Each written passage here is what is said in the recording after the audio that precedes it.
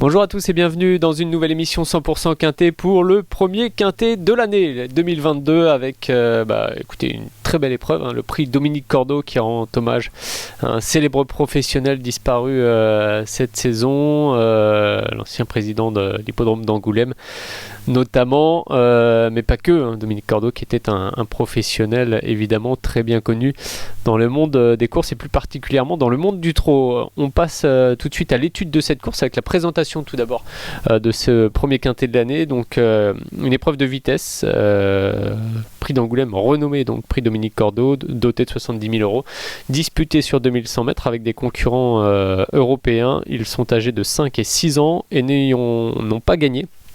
245 000 euros de gains. C'est un lot intéressant qui nous attend. C'est une course qui va certainement se disputer à vive allure et on va voir tout de suite pourquoi avec le tableau des partants, puisqu'il y aura notamment au départ de cette course Gaspard de Brion, le seul émoji vert de la course, un remarquable pensionnaire de Mathieu Abrivard qui sera déféré des 4 pieds. On va certainement faire l'impasse de Guevara Dupont. Ginamé Arras, c'est une chance pour les places. Sur cette première ligne, donc jusqu'au numéro 9, on peut détacher pourquoi pas le numéro 8, Hadès de Vandel. C'est en tout cas, vous allez le voir tout de suite, ce que j'ai décidé de faire. Et puis sur la seconde moitié du tableau des partants, des Européens, Audan Long, Uchentol le 11, Balsamine Fonte le numéro 13, notamment avec respectivement Osulki, Gabriele Gelormini et Björn Goop.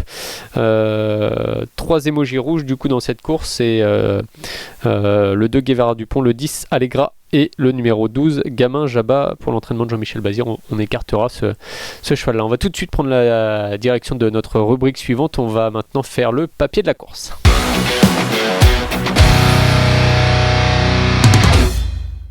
Pas de surprise au départ de cette épreuve avec Gaspard de Brion. J'ai déjà un peu vendu la mèche. C'est un super cheval qui est au départ de ce quintet. Le numéro est favorable, le numéro 1, puisque Gaspard de Brion s'est démarré assez fort derrière les ailes de l'Autostar.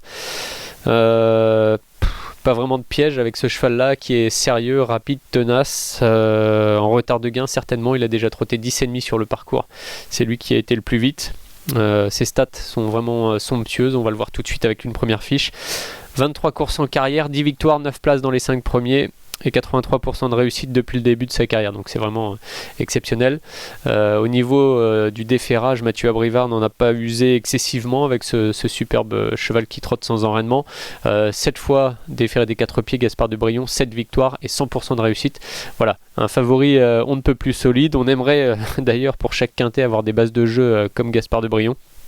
Mais en tout cas, ce samedi, il devrait faire plaisir à son entourage. Notons qu'Alexandre Abrivard sera à son sulky puisque Mathieu est actuellement sur la touche. Face à lui, quand même des chevaux de qualité dont on doit parler et sur lesquels on doit s'attarder. J'ai beaucoup aimé le comportement du Uchentol à l'occasion de ses premiers pas sur l'hippodrome de Vincennes. D'ailleurs, sa fiche est assez explicite puisqu'il n'a couru qu'à une seule reprise à Vincennes pour une victoire très convaincante. Donc, et des stats à 100% pour sa présence à Vincennes. Il est entraîné par Éric Bondeau, sera drivé comme Cockstyle dans le prix de Bourgogne dimanche par Gabriele Gelormini qui a fait le choix de délaisser d'ailleurs pour dimanche Billy de Montfort au profit de Cockstyle qu'il va driver ensuite dans le prix d'Amérique. Et donc cet Uchentol dépend du même entraînement. C'est un cheval très très intéressant qui nous est présenté cet hiver par Éric Bondeau et finalement moi que j'ai hâte personnellement de voir dans cette course puisqu'il a laissé une superbe impression dernièrement. Peut-être que certains se disent c'est un feu de paille. Moi j'ai l'impression que c'est un cheval qui est capable de monter les échelons. On va voir en tout cas de quoi il est capable avec ce numéro 11 qu'il situe derrière Guevara Dupont. C'est pas le meilleur dos puisque Guevara Dupont c'est le seul émoji rouge de la première ligne. Donc ça c'est un point négatif pour Uchentol, mais j'ai bien aimé son accélération dernièrement. Le 8 Hadès de Vandel est assez bien connu, même s'il est entraîné par Paul Agourt en Hollande. Il est assez bien connu chez nous puisque c'est un cheval qui court constamment en France depuis le début de sa carrière. Déféré des 4 pieds comme Gaspard de Brion, il a souvent bien réussi. Alors lui c'est 10 courses, 2 victoires dans ces conditions et 6 places et un pourcentage forcément élevé de 80%. Et puis vraiment des stats plus générales dans des lots de qualité face aux meilleurs de sa génération. Hadès de Vandel s'est souvent mise en évidence en prenant des places principalement et parfois aussi en gagnant. Robin Baker le connaît par cœur, c'est son driver, il est déféré des 4 pieds. Alors je crains un petit peu son numéro à l'extérieur, le 8, mais au papier c'est une chance théorique. Le 13 Balsamine Fonte, alors ça c'est un cas très très particulier et très intéressant. Une jument qui possède énormément de vitesse. Elle a d'ailleurs trotté 10-8 sur ce parcours des 2100 mètres de la grande piste en s'imposant. Björn Goop la connaît bien puisqu'il l'entraînait auparavant. C'est une jument qui est capable d'un exploit, tout simplement dans cette course. Elle est capable de terminer deuxième de Gaspard de Brion si tout se passe bien. Je pense que c'est vraiment une candidature intéressante à suivre. Le 3, Gina Meharas, ce sera plus pour les places. Elle a le profil d'une jument sérieuse qui fait toutes ses courses, qui a un très bon numéro et qui est déférée des 4 pieds. Tout ça réuni fait que je pense que Gina Meharas a sa place à 4e ou 5e. Mieux, cela m'étonnerait quand même. Alors j'ai découpé cette course en plusieurs catégories, donc j'ai parlé des 5 chevaux que je préfère, je vais vous parler des 4 concurrents auxquels je vois des chances assez régulières de finir à l'arrivée. Le 6 Gloria Berry qui fait partie de cela, le 7 Heart of Gold qui est un ancien pensionnaire de Philippe Allaire et qui a lui aussi et qui continue de courir au plus haut niveau. Le 9 Girolamo, c'est dommage qu'il soit tout à l'extérieur parce que je pense qu'il avait une chance de bien faire dans cette catégorie. Et puis le numéro 15 c'est Berry Nisby, c'est plus pour une petite surprise et pour une cote, mais je ne l'exclus pas complètement. 4 pour moi outsider. Alors j'ai pris un risque en éliminant Eric Raffin au départ de ce quintet, c'est Beta Zac qui, voilà, moi j'ai besoin d'en voir un peu plus. Le 10 Allegra avec Salvatore et Minopoli du côté de l'entraînement. C'est un emoji rouge que j'écarte facilement. Et puis le numéro 14 Grande Prêtresse, voilà, qui me semble confronté ici à un lot qui est quand même très fort, et avec un numéro en seconde ligne ça me paraît pas simple. Parfois les entraîneurs n'ont pas le choix des engagements, et si bien que peut-être que Grande Prêtresse aura des courses plus favorables dans les semaines à venir. Ce sera certainement le cas d'ailleurs.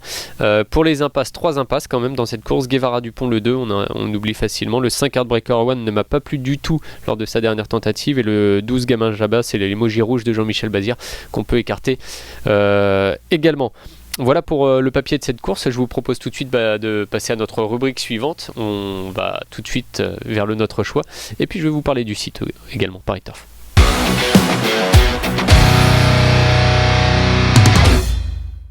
Et oui, parce que le site Paris Turf a fait peau neuve il y a quelques semaines. Les abonnements sont ouverts depuis quelques heures maintenant, et vous pouvez vous connecter pour avoir le droit d'accéder à tout un tas de services, et notamment le replay des courses bien sûr, le live, le détail, les italiques, les stats, etc. Enfin bref, c'est un site assez complet qui vous est proposé ici.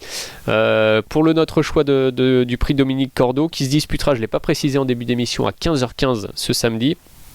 Il y aura 7 courses d'ailleurs à Vincennes en ce jour férié.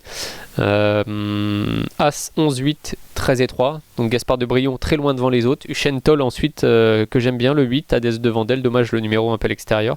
Balsamine Fonte, et je termine avec Gina Meharas. Dans cette réunion, sachez qu'il y a aussi le prix Yvonique Bodin qui est un peu le cornulier des apprentis autrement-montés. On retrouvera notamment Éveil du Châtelet avec Mathilde Erlex-Place sur son dos, qui forme d'ailleurs un joli tandem. Et puis au cours de cette réunion, dans la 4e, je vous conseille de suivre Tabasco CD, un pensionnaire de Björn Goop qui a très bien couru, je trouve en tout cas, pour ses 2 premières courses en France, d'abord dans un lot très relevé et dernièrement avec Always the K, notamment juste devant Gai Printemps. Il a vraiment fourni une superbe performance. Cheval qui trouve un engagement qui semble à sa portée, course européenne, voilà, dans laquelle il devrait bien se distinguer. Voilà, vous savez tout pour la réunion de samedi. Je vous souhaite bien sûr de bons jeux, encore une fois une bonne année, et à bientôt pour une nouvelle émission 100% Quintet. Salut!